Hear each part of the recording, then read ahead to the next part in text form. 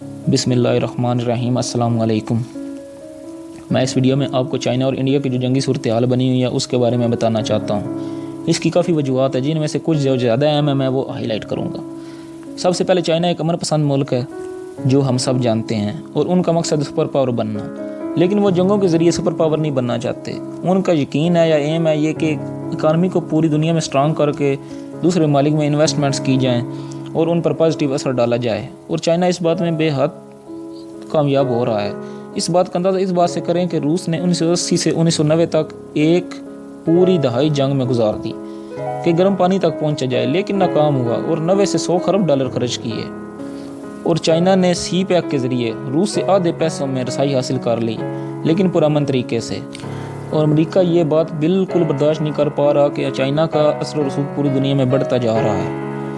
दूसरी बात यह है कि अब दुनिया में पुरानी वफादारियाँ तब्दील हो रही हैं, यानी कि भारत का झुकाव अमेरिका की तरफ हो गया है और पाकिस्तान रूस के नज़दीक हो रहा है। चाइना और रूस तारीख में सबसे अच्छे ताल्लुकात के दौर में दाखिल हो रहे हैं। अब चाइना और रूस अपने खित्ते के ममालिक को साथ मिलाकर साझेदारी बना रहे हैं, और ऐन मुमकिन है कि वन बेल्ट वन रोड मनसूबे के बाद खित्ते में एक नई करेंसी मुतारफ़ करवाई जाए।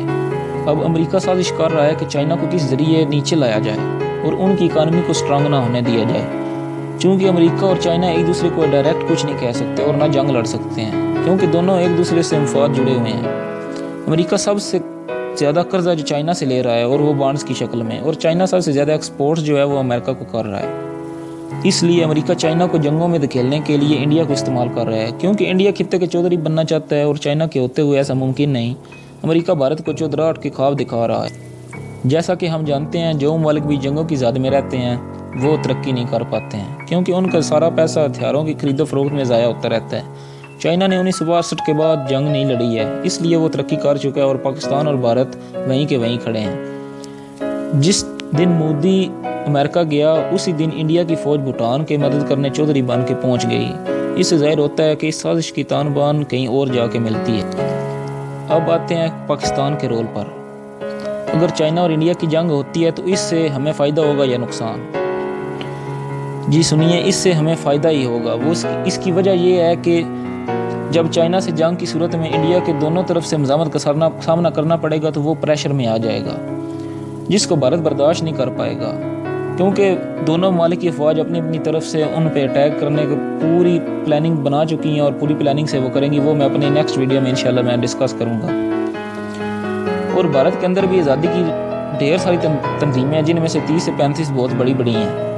वो अपने पुरजोश तरीके से वो काम करने लगेंगी, और रूस की तरह भारत भी कई टुकड़ों में बिखर जाएगा। और याद रखिए, अमेरिका किसी का दोस्त नहीं है। वो खुद ये बात कहते हैं कि अमेरिका की दुश्मनी करके बचा जा सकता है, लेकिन दोस्ती करके नहीं। पाकिस्तान को आज तक इससे कुछ हासिल नहीं हुआ कि अमेरिका के साथ रहा, उनके अलाए बन के रहा। वो इनको हथियार और पैसा ज़रूर देगा, लेकिन इनके और कोई काम नहीं आएगा। इंडिया और रूस चाइना की वजह से इंटरफेयर नहीं कर मैं थोड़ा इंटरप्ट हो रहा हूँ।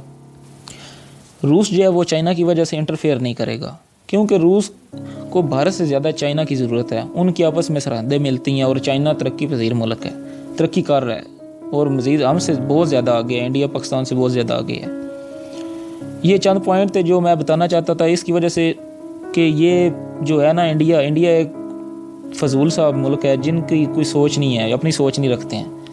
ये कभी किसी की हाथों में खेलते हैं, कभी किसी की हाथों में खेलते हैं। चाइना को ना इंडिया से कोई परेशानी है, ना इंडिया को चाइना से परेशानी है, लेकिन चाइना को सिर्फ और सिर्फ अमेरिका अपना टारगेट बनाना चाहता है कि ये तरक्की ना करे और सुपर पावर दुनिया में मेरी चौधराहट रहे। ये चंद पॉइंट थे, उम्मीद है आपकी समझ में आ गए होंगे। अगर वीडियो अच्छी लगी हो तो पेज को लाइक करें और वीडियो को शेयर कर दें। ये मेरी पहली वीडियो थी जिसमें मैं बोल रहा था, इसलिए मैं थोड़ा सा वो नर्वस था, तो प्लीज़ शेयर कीजिएगा वाइड अगर आपको पसंद आए। वस्सलाम।